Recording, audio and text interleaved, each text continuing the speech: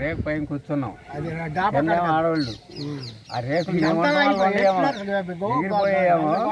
మేమంతా ఉండమంటే అట్లా ఆగిపోయండి. పైన కింద చచ్చిపోయారా మేము అనుకుంటున్నాం, అప్పుడు ఆ పైన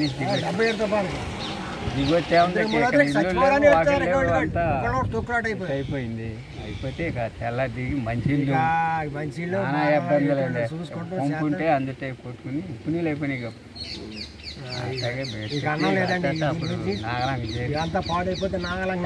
రోడ్లు లేవుగా, నది నది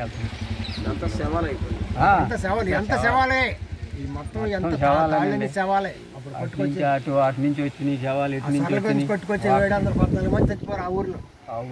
మా ఊరు చచ్చిపోతాం కొంచెం తక్కువే కానీ బాగా గొల్లపాలెం ఇటు ఓటగుణం ఇటు నుంచి వచ్చింది. అది బాగా బీభత్సంగా చచ్చిపోయారు.